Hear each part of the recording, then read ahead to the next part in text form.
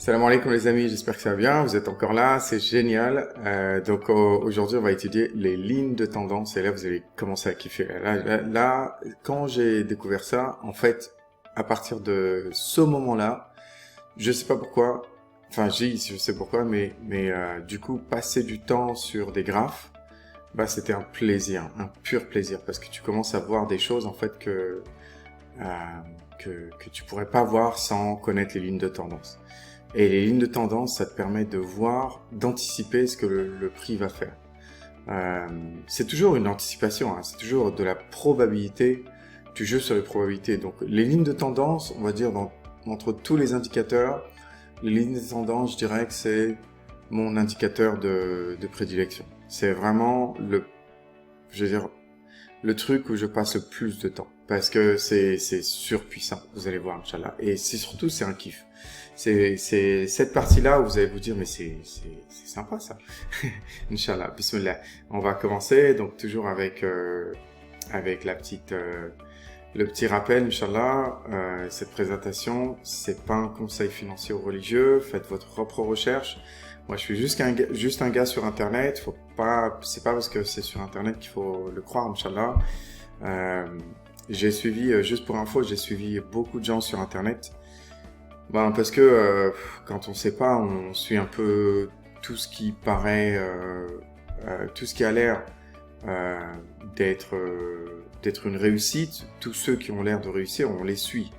Parce que la réussite, c'est attractif et on se dit, ouais, lui, il a l'air de savoir ce qu'il fait, je vais essayer de comprendre, en plus, il donne des conseils, etc., etc. Mais en fait, même ces gens-là, quand ils disent, ouais, j'ai tellement d'années d'expérience, etc., j'ai un compte eToro de je sais pas combien de millions, etc. Ouais, mais en fait, je les ai vus se cracher, quoi. Je les ai vus se cracher. Donc en fait, ne suivez personne sur Internet. Le but de ce cours, c'est vraiment juste que vous fassiez votre propre opinion, Inch'Allah. Revérifiez tout. Dites-moi, ça me rendrait énormément service si vous vous apercevez que j'ai fait une bêtise ou j'ai dit une bêtise. N'hésitez pas à me dire. Donc n'hésitez pas à laisser un like, un commentaire, ça me fait super plaisir. Et surtout, à chaque fois que je donne des cours, si vous voulez être notifié ou alors des analyses de cours ou des choses comme ça, n'hésitez pas à souscrire à la chaîne. Partagez ce cours, les amis. Personne ne devient pauvre en donnant. Personne. Je crois que c'est Anne Frank qui disait ça. Personne ne devient pauvre en donnant. Donc voilà. Merci beaucoup en tout cas. Allez, on attaque les trend lines, les lignes de tendance. Alors, c'est quoi les trends? Trend, c'est tendance. Donc, il y a 3 types de tendances, d'accord? Soit des tendances haussières, comme ça, soit des consolidations, donc ça va sur le côté, ou soit des tendances baissières, d'accord? Uptrend, consolidation and downtrend. Alors, des lignes de tendance, c'est juste des barrages naturels où le prix, à chaque fois qu'il tape ça, il recule ou il remonte. En fait, c'est des barrages naturels. Il faut imaginer ça comme des barrages naturels. Il y a 2 ou 3 barrages naturels, Inch'Allah. Les lignes de tendance, c'est le barrage naturel le plus important. D'accord? Donc, en fait, c'est des choses où tu te dis, le prix, c'est comme un ballon, en fait.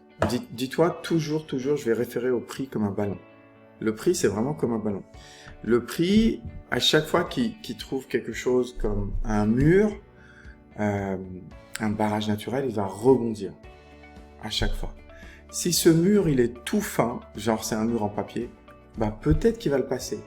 Et le but de ce cours, Inch'Allah, de cette session-là, ça va être de comprendre si cette ligne de tendance, c'est un mur de papier ou c'est un gros mur. Parce que si c'est un gros mur, vous allez voir qu'il va rebondir. Tu vois, il rebondit là, il rebondit là, il rebondit là, il rebondit là. Là, à chaque fois, il rebondit. Alors, pourquoi? Parce qu'il y a une ligne de tendance ici. Tu as vu? À chaque fois, on remarque, puisqu'il rebondit là, et là, et là, on se dit, tiens, ici, il y a une ligne de tendance. On l'a trouvé, tu vois? Tu imagines? Le prix, c'est comme si, tu dois imaginer ton graphique, tu sais, il est dans l'espace, on va dire, l'espace-temps, tu vois, et le prix, il est aveugle. Il est complètement aveugle. Lui, il est neutre, il il s'en fiche. L'argent, il bouge tout le temps. Il bouge tout le temps. D'une main à une autre, d'une main à une autre, d'acheteur en vendeur, de vendeur à acheteur, etc., etc. Et en fait, nous, en voyant ces lignes de tendance, on va commencer à dire, ah, en fait, il y a des choses dans cette obscurité, il y a des lignes, il y a des trucs où le prix, il fait pas ce qu'il veut non plus, quoi.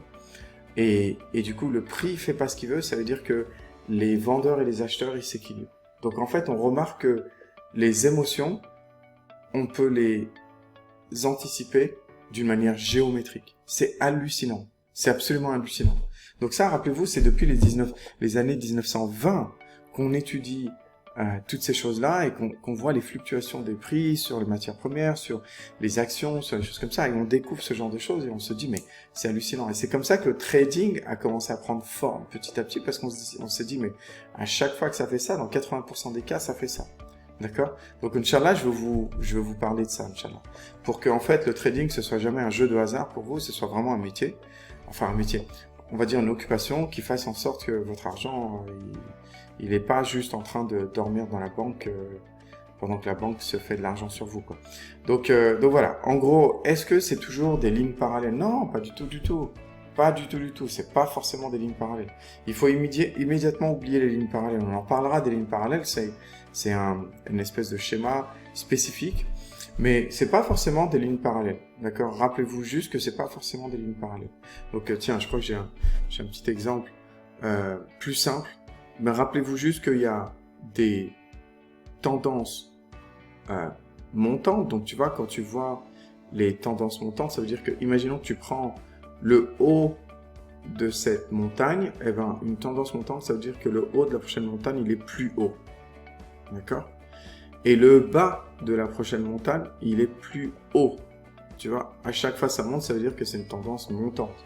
Et quand tu traces une ligne comme ça, d'accord, ben tu peux te dire, si le prix il est en train de monter comme ça, par exemple, tu peux te dire, ah, il y a des chances pour que ça bloque ici. Et si en plus, bien sûr, il y a une bougie ici qui vous aide à deviner ce qui va se passer, si toutes les conditions sont dedans, hein, bien sûr, le nombre de bougies, etc., etc., eh ben, ça va te dire, tiens, c'est un deuxième indicateur, je vends ici parce que ça va baisser ici. D'accord? Donc, les tendances consolidatrices, d'accord, ou les tendances, on dit en anglais consolidation ou sideways, qui vont sur le côté, ben, en fait, souvent, c'est des tendances où les institutions, elles vendent. Quand les institutions, elles vendent, ben, tu as souvent les investisseurs comme vous et moi, ils disent « Ah, le prix il a baissé, vite, on va acheter ». Et en fait, il y a une espèce d'égalité, tu vois, il y a une espèce d'égalité entre les bulls, ceux qui veulent acheter, et les bears. Bears, comme baissier, c'est ceux qui veulent vendre. Quand ils vendent, ils font baisser, bien sûr, le cours, d'accord? Et les downtrends, tu vois que les pics de montagne, là, ici, sont de plus en plus bas, donc c'est une downtrend, d'accord? Les choses sont de plus en plus basses, d'accord? Et souvent, les points les plus bas sont aussi de plus en plus bas, d'accord? Donc j'espère que ça vous fait, déjà ça fait du sens. Rappelez-vous, c'est des barrages naturels. Le prix, c'est quoi? C'est un ballon, d'accord? C'est un ballon. Donc regardez, ça c'est ce qui se passe en réalité, le plus souvent. Enfin, le plus souvent. Le plus souvent, ça va être une courbe comme ça, et d'un seul coup, tu vois une ligne, tu te dis, mais tiens, et si je traçais une ligne, et tu t'aperçois, que le prix, effectivement, à chaque fois qu'il touche cette ligne, il rebondit comme un ballon. C'est impressionnant. D'accord? À chaque fois qu'il touche cette ligne, il rebondit comme un ballon. Alors, est-ce que, mettons, qu'il touche cette ligne, et mettons qu'il touche cette ligne encore ici, là. D'accord? Est-ce que ça veut dire que j'achèterai ici? Alors, non, parce qu'il y a une règle dans les lignes de tendance, c'est que plus le prix il a rebondi et plus la ligne de tendance elle est faible. C'est comme si en fait, ben petit à petit, plus tu tapes dessus, plus ça va céder. En général, les trois premiers coups, donc tu vois ici, et ici, en général, les 3 premiers coups, c'est plutôt, les probabilités sont dans ton sens. Par contre, 4e coup et 5e coup, moi, je le ferai pas. Parce que là, ça risque de passer à travers et du coup, casser cette ligne de tendance. Donc, c'est pas parce qu'il y a une ligne de tendance que, bah, c'est bon, ça va toujours rebondir. Regarde, ça a rebondi 5 fois. Bah, allez, on achète ici, ça va rebondir. Non, la 6e, ça se trouve, c'est la bonne ou ça va casser. Donc, le but du prix, si tu veux, il est toujours en train de rebondir. T'imagines un flipper, le marché, c'est un flipper géant où il y a plein de lignes. Tu sais, les trucs comme ça là qui font dans les flippers. Je sais pas si vous connaissez les flippers. Peut-être que je suis trop vieux, mais en gros, tu dois imaginer que c'est comme si le prix il était complètement aveugle, puis poum, il se tape contre comme un ballon, il se tape contre des lignes de tendance, il rebondit. Par contre, si jamais il tape plusieurs fois une ligne de tendance, cette ligne de tendance, elle s'affaiblit. Et si elle s'affaiblit, ben, ça veut dire que le prix va aller outre, il va dépasser cette ligne de tendance. Donc le plus important, ça va être de faire attention à combien de fois. Alors, une autre règle, rappelez-vous qu'en fait, le but de ce truc-là, c'est vraiment de prendre des notes. J'espère que vous avez une espèce de cahier ou de bloc-notes spécialement pour ce cours ou pour toutes vos recherches autour du trading, parce que comme ça, vous allez oublier tout ça. Vous allez oublier qu'au bout de 3 fois, après 3 fois, c'est les probabilités pour que ça rebondisse, elles diminuent et que ça devient trop risqué. Rappelez-vous, le but ici, nous, ça va pas être de faire des trucs rocambolants, à gagner $1 million par trade. Si vous le faites, c'est bien, hein, si vous y arrivez. Mais le but, ça va être de protéger l'argent de Monsieur Tout-le-Monde, de protéger votre argent, de faire en sorte que vous investissiez que dans les probabilités les plus hautes. Donc ça, là, je vous parle de probabilité. Quand la ligne de tendance, elle est frappée plusieurs fois, ben, vous allez voir qu'au bout après la 3e fois, les chances pour que ça rebondisse, ça devient du 50-50. Après, c'est vraiment que vous aimez le risque. Si vous prenez encore plus loin que la 4e, c'est-à-dire le 5e rebond, etc., vous aimez vraiment le risque. Moi, je le ferai pas. D'accord? Alors, ça peut encore rebondir 6 fois, 7 fois. Il n'y a pas de souci. Pas de souci. Mais ici, on parle que de probabilité. On veut vraiment augmenter nos probabilités. D'accord? L'autre point aussi, c'est que imaginez une ligne de tendance qui est frappée et donc le ballon rebondit une fois. Donc imaginez le ballon rebondit une fois ici, oh pardon, voilà, hop. Voilà, une fois ici. Alors, et tu vois ici encore une fois et ici encore une fois. Donc ça fait déjà 4 fois. D'accord? Suppose que la distance entre ici et ici, on va dire que c'est une distance de plusieurs semaines, mettons de 2 mois. D'accord? On va dire que c'est une distance de 2 mois. Ok? Mettons que la distance entre ici et ici, c'est une distance de 1 mois. Donc rappelez-vous, hein, chaque bougie, c'est une unité de temps. Si une bougie, par exemple, c'est un jour, on peut imaginer qu'ici, il y a 30 bougies, 30 jours, donc 1 mois. D'accord? Entre ici et ici. D'accord? Eh ben, en fait, ce qui se passe, c'est que à chaque fois que tu tapes la ligne de tendance, la deuxième règle, c'est que plus le temps passe en attendant le prochain rebond, plus la ligne de tendance, elle s'est réparée. Donc, tu dois imaginer qu'à chaque fois que le ballon tape la ligne de tendance, tape le petit mur, eh ben, le mur, il est un peu abîmé. D'accord? Et si tu laisses beaucoup de temps avant le deuxième rebond, ben, en fait, le mur, il a eu le temps de se réparer. Le mur, il a complètement eu le temps de se réparer. Donc, suppose, tu vois, le ballon, il arrive, il rebondit sur la ligne de tendance, et après, tout de suite après, il rebondit. Ben, la ligne de tendance, elle n'a pas eu le temps de se réparer. Donc, en fait, elle s'affaiblit à chaque rebondissement. Par contre, si tu laisses un gros laps de temps, si tu te dis, non, mais là, ça fait 6 mois la dernière fois qu'elle a rebondi. Là, tu peux imaginer que, ou 2 mois, ou 3 mois, ou peu importe, en tout cas, un gros laps de temps, tu peux imaginer que la ligne de tendance, elle est comme neuf. Donc, en fait, elle va pas se dire, ouais, mais là, ça fait déjà 2 fois. Non, non. La deuxième fois, c'était il y a 1 an, ou c'était il y a 6 mois, ou c'était il y a 4 mois. La ligne de tendance, elle est comme neuve, là. Comme neuve. Donc, il faut pas que tu te dises, ah non, Hamza, il m'a dit, il faut que ça tape 3 fois, etc. Bah, en fait, oui, si c'est des distances courtes, si c'est des périodes courtes, ouais, effectivement, la ligne de tendance, elle va s'affaiblir de plus en plus, de plus en plus. D'accord? Par contre, si c'est des tendances, si c'est des points où bah, ça fait très très longtemps que la ligne de tendance, elle a été percutée par ce ballon, le prix, là, tu peux être pratiquement sûr qu'en fait, c'est comme si elle était toute neuve. Donc, il faut pas compter non plus depuis le tout début. Si un graphe, il est en train de, enfin, s'il y a une action ou une matière première qui traite depuis 50 ans, il faut pas compter depuis 50 ans. D'accord? Il faut être raisonnable dans la façon, et là, tu observes aussi les autres lignes de tendance. Tu te dis, tiens, bah, regarde. Là, effectivement, on peut estimer qu'au bout de 3 mois, c'est bon, elle est complètement régénérer, renforcer, etc. C'est comme si tu t'aperçois qu'il y a une forte pluie, de forte pluie chez toi, et que tu as une petite fuite. Si tu as une micro-fuite comme ça, et que, bon, il n'y a pas de pluie pendant encore 2 semaines, bah, c'est sûr et certain que, tu vois, la fuite, elle va pas s'aggraver aux prochaines fortes pluies, parce que tu auras eu le temps de la réparer. Par contre, si les pluies, et un déluge, 3 jours de suite, bah tu vois, le premier jour ça va être une fuite, le deuxième jour une plus grosse fuite, et le troisième jour c'est comme si tu n'avais pas de protection. Tu vois, c'est ça en fait.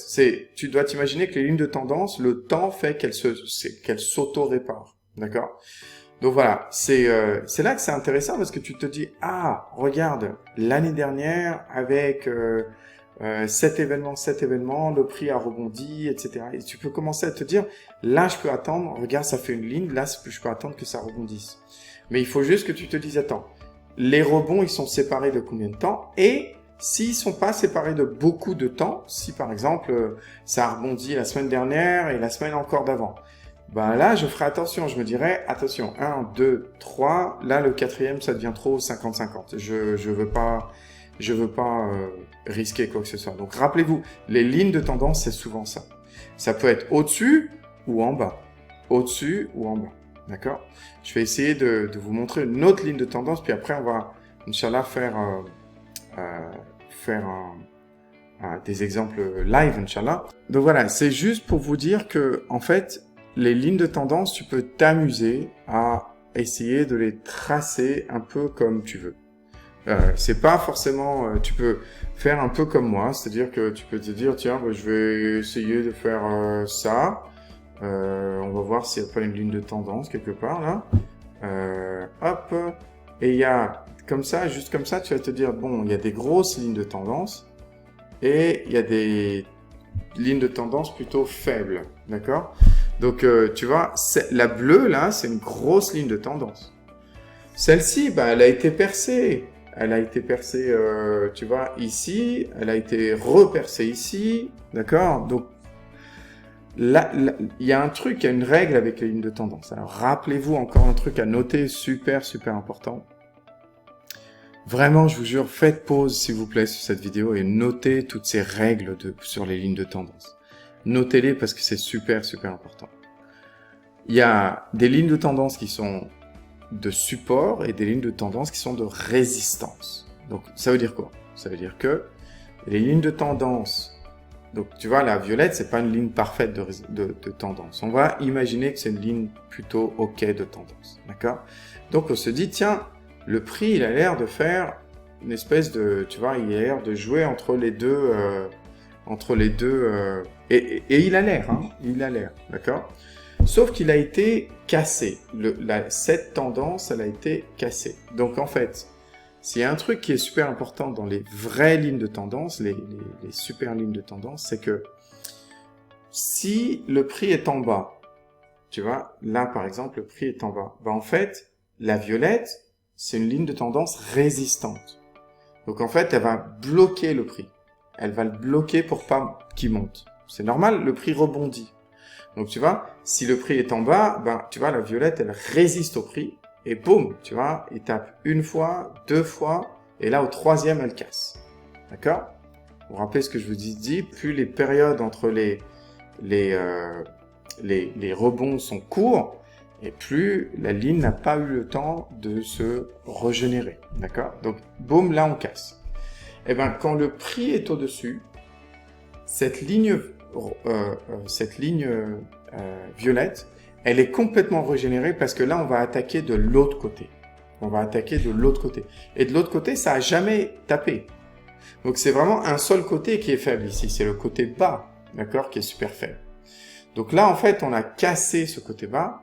Et là, ce qu'on aurait dû attendre, c'est que vraiment, le prix aurait dû rebondir.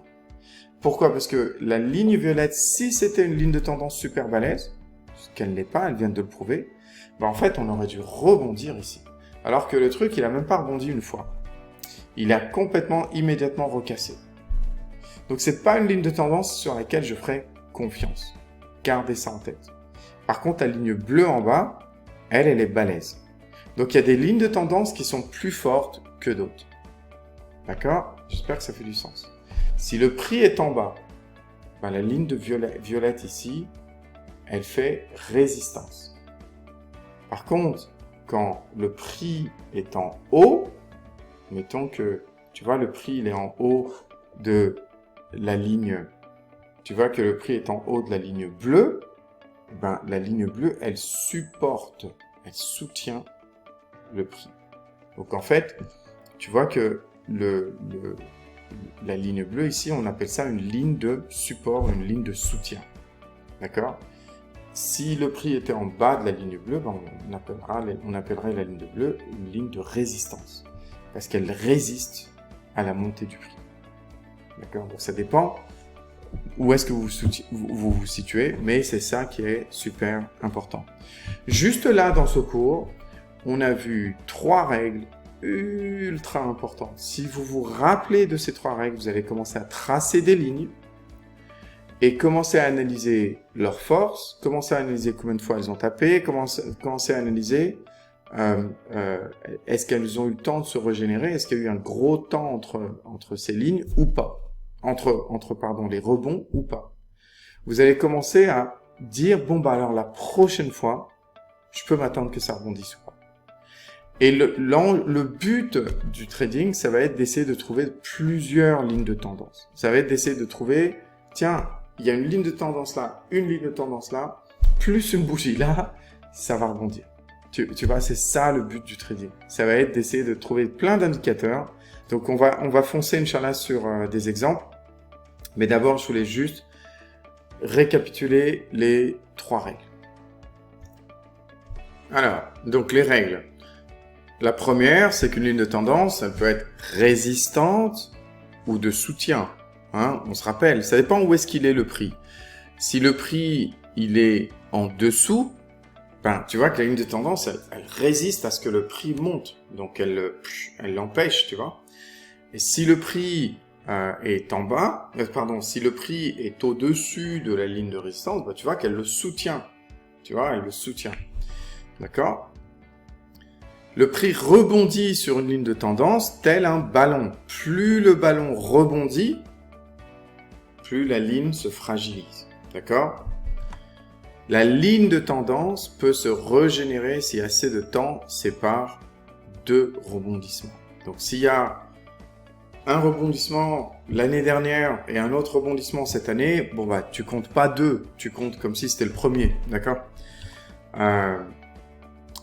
Si les fréquences de rebondissement sont courtes, alors on peut estimer que le risque de fracture de la ligne devient trop important après 3 rebonds, séparés d'un intervalle court.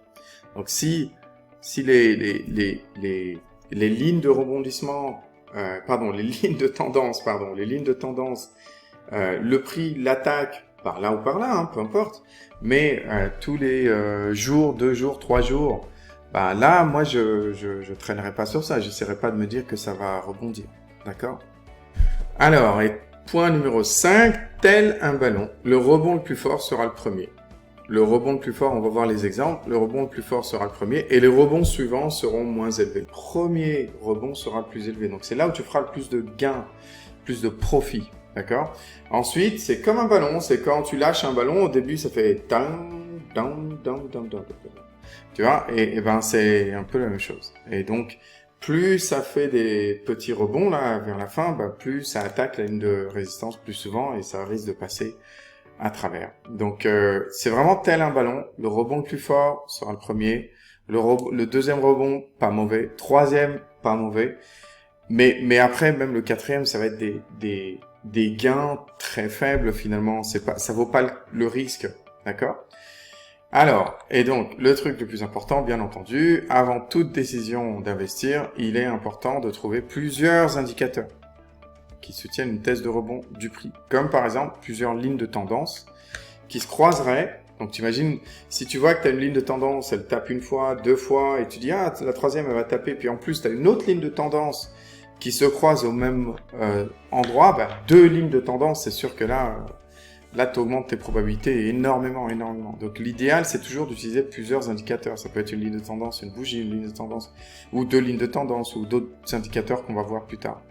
Comme par exemple plusieurs lignes de tendance se croisant sur le même point éventuel de rebond. Donc c'est pas parce que tu vois, ah tiens, ça va rebondir, vas-y, prends. Non, c'est un seul indicateur, c'est trop dangereux. D'accord? Garde ça en tête, Inch'Allah. Alors, on va se foncer sur quelques exemples et on aura terminé cette partie.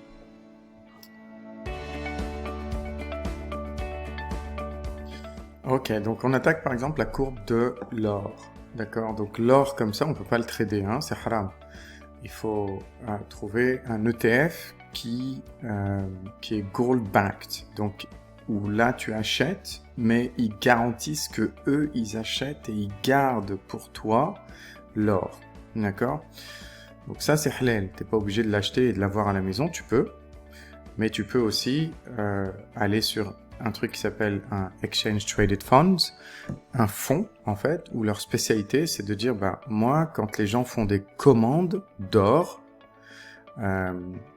ou d'argent, ou des choses comme ça, bah, moi, j'achète pour eux. Par exemple, t'achètes, c'est comme si tu demandais à quelqu'un d'acheter de l'or dans un autre pays et de lui dire, garde-les parce que, par exemple, j'ai pas confiance, les gens peuvent me cambrioler là où je suis, ou des choses comme ça, et je te paye un gardiennage, une petite commission de gardiennage. Donc les ETF, elles font de l'argent comme ça, elles font pas de l'argent sur l'or, elles font de l'argent sur la commission de gardiennage, entre guillemets.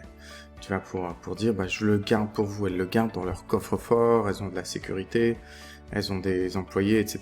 Et donc ton or, il est... Mais t'achètes jamais du CFD, d'accord? Des contrats, t'achètes jamais ça c'est haram, d'accord?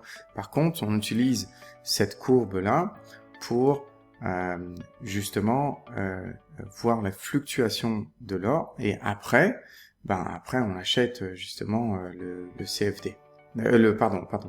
L'ETF. Donc il y a plein d'ETF. Le plus connu, c'est le GLDM. Donc tu vas voir, le GLDM, il ressemble à la courbe de l'or, hein, bien sûr, puisqu'il suit le cours de l'or, lui. D'accord? Mais tu peux acheter vraiment un truc qui s'appelle GLDM ou SPDR Gold Mini Shares Trust. Donc ça, j'ai regardé, c'est halal 100%. Alhamdoulilah. Mais nous, là, pour l'instant, si vous voyez des choses où je dis CFD, c'est haram. N'achetez jamais sur du CFD, d'accord? Pour tout ce qui est métaux précieux, il faut vraiment toujours aller vers un ETF. Et il n'y a pas tous les ETF qui achètent de l'or pour toi. Il y a des ETF, ils te disent, ouais, tiens, un papier, comme quoi, t'inquiète, on achètera si jamais il y a besoin. Non. Il faut que ce soit très, très clair où quand tu fais une transaction, il y a quelqu'un qui achète immédiatement de l'or pour toi, d'accord? Et que ça, c'est immédiat. C'est ça la règle, d'accord? Et les trucs de gardiennage, de toute façon, tu dois payer toujours quelque chose. Hein. Même si tu achètes de l'or physique, tu dois toujours payer quelque chose. Donc, en plus. Bref. Donc maintenant, je reviens sur le CFD parce que c'est la courbe de l'or que tout le monde suit, d'accord? Et je vais te dire, tiens, moi, je sais pas si vous l'avez vu, tout de suite, je vois que l'or, ici, il est en train de reculer. Alors, on voit ici qu'il y a une grosse bougie rouge énorme. Et celle-ci, là, si vous arrivez à la reconnaître, chapeau, parce que ça veut dire que ça commence à rentrer. C'est quoi cette bougie? Tu vois, cette bougie, c'est quoi? Est-ce que ça vous dit quelque chose, la petite bougie là? Ça, c'est un topping tail. Donc quand on voit ça en général, on se dit, ah tiens, s'il n'y a rien qui dépasse le très haut de la bougie, et tu vois que le haut de la bougie, il est là où j'ai mes pointillés, s'il n'y a rien qui dépasse, pour l'instant, le topping tail, ben, c'est le top du marché, c'est le max. Donc les choses vont baisser. Et effectivement, il y a eu derrière une petite feinte des institutions, où là, tu vois, hop, ça a fait comme si ça allait monter, mais en fait, c'est juste les corps de bougie, c'est pas la bougie. Et là, effectivement, on commence à voir, alors là, sur des bougies hebdomadaires, on commence à voir, t'as vu, une jolie bougie renversante, d'accord, qui vient confirmer que c'est un topping tail. Donc là, on est sur un topping tail par excellence. Alors, maintenant, si j'ai envie de me dire, ouais, mais ça va descendre jusqu'où l'or? Où est-ce que je commence à acheter? Parce que si j'achète là et que ça continue à baisser, bah non, il faut que je trouve une ligne de tendance. Une ligne de tendance où je me dis que le prix risque de repartir, d'accord? Et c'est pour ça que ces lignes de tendance, elles sont intéressantes. Donc là, on voit que si on prend, tu vas tout en haut à droite, tout en haut à gauche, pardon, j'espère que vous le voyez ici, vous avez en tout premier Trendline. Donc il y a une petite flèche ici, si vous appuyez sur Trendline Tools, petite flèche à côté, eh ben là vous avez plein de choix, vous vous amuserez avec. Moi je vais utiliser aujourd'hui la Trendline, d'accord? Et la Trendline, ici moi je vois que en fait, quand on voit le pic de ces bougies, il y a 3 fois de suite, ça c'est une vraie Trendline, il y a 3 fois de suite, pratiquement, que en fait, sur la ligne jaune que je viens de tracer, ben le prix, qu'est-ce qu'il fait? Boum, il rebondit. Boum. Alors, quand ça touche pas parfaitement, je m'en fiche. Parce que, pour moi, c'est comme si ça touchait parfaitement. C'est-à-dire que ça peut pas être parfait. C'est inconcevable que ce soit parfait. Des fois, ça va un petit peu dépasser, et des fois, ça va à peine frôler, et des fois, ça va à peine toucher, etc. Ce qu'il faut noter, c'est que, très clairement, ici, on se dit, mais non, mais là, c'est clair. Tu vois bien que le prix, il a une barrière naturelle. C'est vraiment la ligne jaune. Et donc, quand, regarde ici, donc, tu comptes une fois, d'accord? Donc, attends, je vais te le montrer. Donc, regarde combien de fois ça a touché. Ça a touché une fois. Ça, je te montre comment on réfléchit, hein. Ça a touché 2 fois, d'accord? Ça a touché. Donc, même si ça touche pas à 1 mm, je compte comme si ça a touché, d'accord? Parce que je veux jouer la sécurité. Parce que sinon, je me dis, ah non, ça a touché que 2 fois, donc ça va rebondir. Pas forcément, c'est dangereux. Donc, je préfère jouer la sécurité. C'est pour ça que même si ça touche pas parfaitement, je vais compter quand même. 3 fois. Et là, regarde, ici, on l'a percé. Donc, tu vois que la ligne, elle s'est super affaiblie. On l'a percé bien comme il faut. Mais ça a quand même joué son rôle de ligne. Et là, on est revenu. D'accord? Je vais juste enlever celle-là. Là, on est revenu. Et là, cette fois-ci, on a pris de l'élan. Et boum! On a explosé le truc. Et on a fait une topping tail. D'accord? Avec bougie renversante. Donc maintenant, qu'est-ce qu'on a dit? On a dit que si le prix il était en bas de la ligne devient une ligne résistante, mais dès que le prix passe au-dessus, la ligne se régénère, elle devient dure encore, c'est comme si elle était toute neuve, d'accord? Parce que maintenant c'est l'autre côté de la ligne qui va jouer le support. Et donc moi ici, si jamais ça baisse ici, j'achète de l'or. Voilà, ça c'est un bon niveau, je trouve. Autour des 2100, moi je commencerai à acheter de l'or ici. Ouais, mais maintenant, imagine Hamza que, je sais pas, il y a un énorme crash de l'or et qu'elle défonce cette ligne. Elle passe parce que la puissance elle est trop forte. Donc tu vois, ici le ballon il a rebondi, la ligne s'est affaiblie, boum, on commence à vraiment voir les cracks et là, la ligne elle s'est affaiblie. Imagine que le ballon ne rebondisse pas ici. Si le ballon ne rebondit pas ici, je vais me dire, ok, donc quelle est la prochaine ligne de tendance? Quel est le prochain niveau? Et c'est comme ça que ça va être super intéressant. C'est comme ça que moi, je vais acheter au plus bas et que ça va rebondir. Mais si j'ai 100 $, ça, vous allez voir que je vais en parler assez souvent. Si j'ai 100 $, mettons que j'ai que 100 $ sur mon compte, et je vais sur une plateforme de trading, je trouve le GLDM là, d'accord, pour l'or, je trouve surtout pas le CFD c'est haram, hein, et mettons que j'ai 100 $, j'ai que 100 $ sur mon compte, et je me dis, ouais, mais et si jamais, ben, c'est là où je me dis, je vais pas mettre 100 $, c'est n'importe quoi. Si je me dis, même si j'ai 1000 $, je vais me dire d'abord, bon, sur les 1000 $, je vais pas mettre plus de 10% de mon portefeuille, je vais dire, tiens, je vais mettre que 100 $ en tout. Et en plus ici, je vais mettre que 20 $. Donc en fait, moi, je vais pas jouer à faire n'importe quoi ici. Je vais dire, tiens, je vais mettre 20 $ ou 20 €, hein, peu importe, hein, c'est à ce niveau-là. Et ensuite, je vais me dire, ok, mais est-ce qu'il y a un autre niveau? Est-ce qu'il y a un autre niveau que je peux essayer de trouver? Ben, je vais commencer à... Et d'ailleurs, j'ai pas préparé hein, cet exemple, donc je suis en train de le faire avec vous. Je vais essayer de trouver un autre niveau où je vais me dire, tiens, ben là, c'est un niveau sympa aussi. Bon, là, bof, hein, franchement, là, ça, c'est pas un truc waouh, quoi. Je vais essayer de trouver un autre niveau. Et tu vois, c'est ça, en fait, le jeu. Hein. C'est vraiment de dire, tiens, ben là, c'est un super niveau. C'est pas... Alors là, j'ai l'air d'avoir un bon niveau, mais il faut que je réajuste. Non, pas vraiment.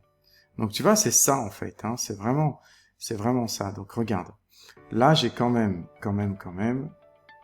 2 pointes où le prix a complètement changé de sens. Donc là, quand même, j'ai 2 pointes super intéressantes pour moi. Là, perso, c'est sûr, je serais éventuellement intéressé de regarder ces 2 pointes. D'accord? Un autre truc où je serais intéressé de voir qui a l'air intéressant, ça va être ça. Donc, tu vois, reprenons. Tiens, un dernier truc ici aussi qui a l'air plutôt intéressant que je viens de voir, c'est ce niveau-là. Donc, tu vois, encore une fois, à ce niveau-là, tu vois que le prix, par contre, c'est pas, est-ce que c'est un niveau fort ou pas fort? Pas vraiment fort. Pas vraiment fort. T'as vu le prix ici? Le truc, il l'a dépassé assez rapidement, quoi. Hein. C'est pas un truc super balèze, quoi. Franchement. D'accord? Donc, par contre, cette ligne-là, elle me paraît super balèze. Donc, moi, ici, celle-là, je l'enlève. D'accord? Et je vais me dire, bah, tiens, moi, suppose que le prix, il fasse, bah, je sais pas, je vais inventer, hein. Imaginons que le prix fasse tac, tac, tac, tac, tac. Ici, là, je mets 20 $. Ou euros, hein, peu importe. Ça dépend de... Et mettons que ça passe, ben, si jamais ça cogne ici, je mets 20 € aussi, parce que, regarde, cette ligne est super balèze. À chaque fois que le prix a rebondi dessus, et ça rebondit bien comme il faut, quoi. Ça n'a pas été dépassé. On en est qu'à la 2e fois. Pour moi, ça compte énormément. Et c'est comme ça que, même si je me fais avoir sur le premier, ce que je pense pas, mais si je me fais avoir sur le premier, eh ben, t'as aussi le 2e. Et encore, si je me fais avoir, bah, t'as aussi le 3e. Et c'est comme ça que les gens intelligents en trading, ils mettent pas tout leur argent sur un coup. Ils se disent, bon, ben, je vais suivre le prix. Et en fait, la moyenne va te faire atterrir autour de ce niveau-là. Tu vois? Autour de ce niveau-là. Parce que tu vas essayer de trouver une moyenne au lieu d'essayer de viser parfaitement. D'accord? Si tu mets 20 $ et ça rebondit, super, tu es en train de faire de l'argent, ouais, mais j'aurais pu mettre plus. Bah, c'est là que tu deviens avide. Le moment où tu deviens avide, tu vas te faire avoir par les algorithmes. C'est là où tu te dis, bah, en fait, j'essaie de faire de l'argent. Alors qu'en fait, tu dois essayer de faire des pourcentages. Tu dois pas essayer de faire de l'argent. Parce que le moment où tu essaies de faire de l'argent, tu vas devenir avide, tu vas devenir émotionnel et tu vas le regretter. Je te jure, tu vas le regretter. Donc ne le fais pas. Essaye de te dire quels sont mes niveaux. Et tu as vu, les lignes de tendance, elles te permettent comme ça de voir les différents niveaux. Les lignes de tendance, on va les voir pendant tout le long du cours maintenant. On va jamais arrêter de les voir, d'accord? Parce que c'est trop important. C'est vraiment super, super important. Donc, moi, tu vois, moi, j'ai trouvé mes lignes de tendance. Là, je suis super content. Alors, maintenant, qu'est-ce qui se passe si, mettons, donc ça, c'est la courbe, hein, on a dit, hop, et ça, c'est la courbe, hop, et qu'est-ce qui se passe ici? Tu vois, il y a un croisement de deux lignes de tendance, d'accord? La même chose, qu'est-ce qui se passe ici? D'accord? Je suis même en train de me dire peut-être que je devrais plutôt... Non, peu importe. Ouais, c'est une bonne ligne, je trouve. Donc tu vois ici, mine de rien, il y a eu un croisement de deux lignes. Et regardez le rebondissement. Le rebondissement était énormissime. Regarde. Boum. Attends, je vais peut-être trouver une autre couleur parce que... qu'est-ce que c'est que je veux comme couleur? Je vais me mettre en blanc peut-être. Hein. Donc, tac, on recommence. Regarde. Ici, tu as un croisement de deux lignes. Tu vois bien ici hein, qu'il y a deux lignes. Alors, tu connaissais pas cette ligne avant, d'accord? Mais regarde la puissance du rebondissement quand il y a deux lignes, d'accord? Donc ça, c'est super important. Tu vois, la petite ligne rouge, là, on en parlera, mais c'est aussi un deuxième indicateur qui vient se juxtaposer à ça, et c'est pour ça qu'il y a eu un énorme rebondissement. Donc tu vois, les indicateurs multiples, ils sont super intéressants, parce que c'est là que je me dis, le rebondissement va être beaucoup, beaucoup plus puissant s'il y a un croisement d'indicateurs. D'accord? Donc, vous inquiétez pas, hein, la ligne rouge, on en parlera, Inch'Allah. Mais là, concentrez-vous sur les lignes de tendance. Donc, c'est ça, moi. Et pareil ici aussi, hein, si je vois que le lien ici, il est fait, qu'il y a un croisement, mettons, hein, que, je sais pas moi, l'or fait un truc du genre... tac, indécis, remonte, descend, et ben là, je peux m'attendre à un gros boom à cause de ces croisements. Donc c'est là où tu dois être prêt. Alors bien sûr, moi, si j'ai que 100 $ à investir, et si j'ai un croisement, je vais peut-être mettre 30 et 30, d'accord, à différents niveaux. Au lieu de mettre 20, ou 20 4 fois, ou 20 5 fois, je vais mettre 30, ou 30, 40, et tu comprends ce que je veux dire? Parce que je vais avoir des croisements de lignes super balèzes. C'est pas comme la ligne ici en pointillé, là. Elle est pas si forte que ça, même si le prix rebondit, mais elle est pas si forte que ça. D'accord? J'espère que ça fait du sens, les amis. On va voir un dernier exemple, Inch'Allah. Je sais pas, qu'est-ce que je vais vous montrer? Tiens, j'ai une idée, on va aller sur ICF International. Donc, vous vous rappelez ICF International. En faisant le cours, j'avais trouvé une bougie, je vais vous la montrer là. Vous la remontrer. Donc, si vous avez regardé les cours précédents, en faisant le cours, on était arrivé là, j'avais vu, oh là là, regardez une bottoming tail. Donc, tu vois, au bout de plein de bougies, ça descend, bottoming tail. La mèche inférieure est plus longue que 50%. Ça ferme dans la partie 25% supérieure. Enfin, tout était là, quoi. Et j'ai dit, tiens, ça, moi, je vais sûrement prendre le trade.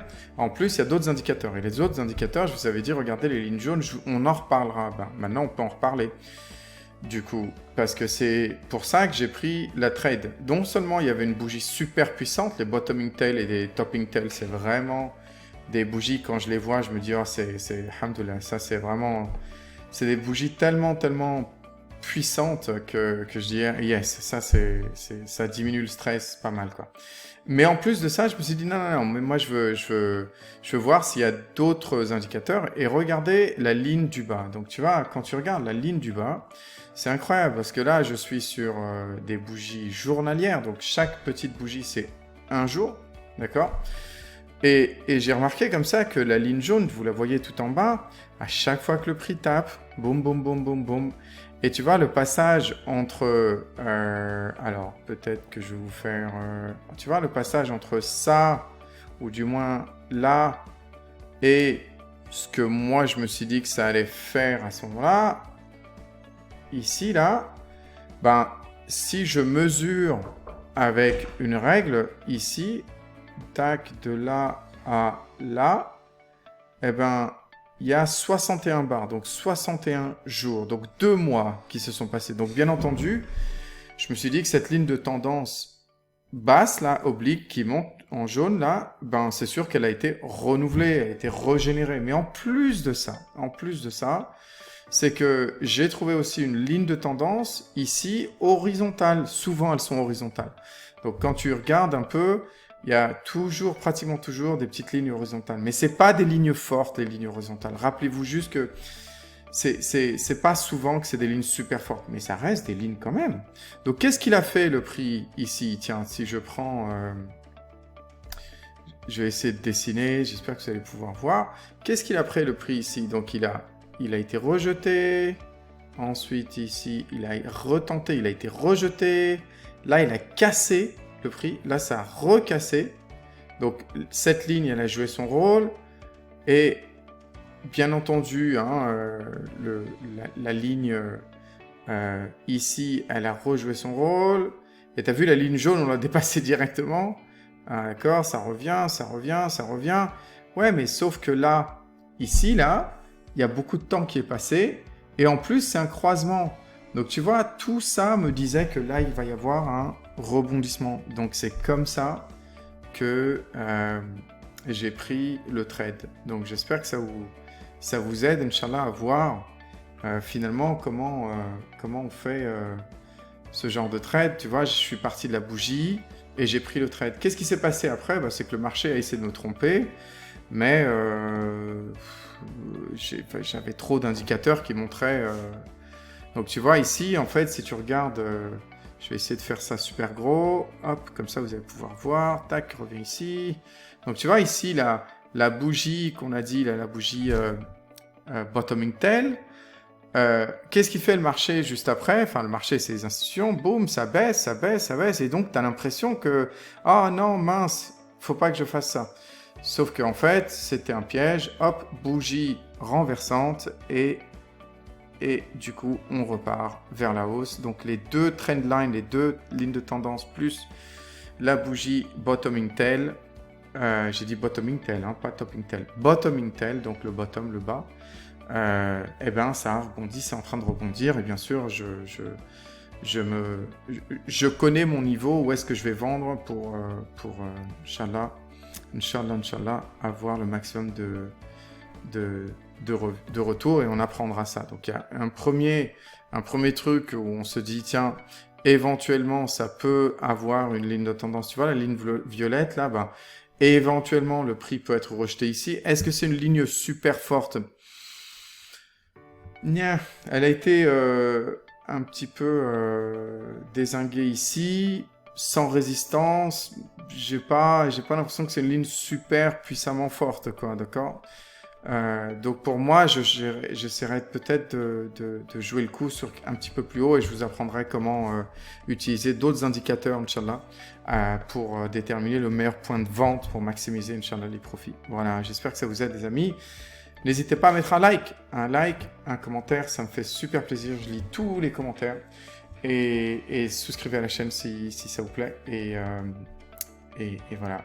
Merci à tous ceux qui suivent ce cours, et merci encore plus à tous ceux qui partagent ce cours, à leurs familles, à leurs amis, à tous ceux qui propagent un petit peu cette sadaqa. À bientôt. Salam alaikum.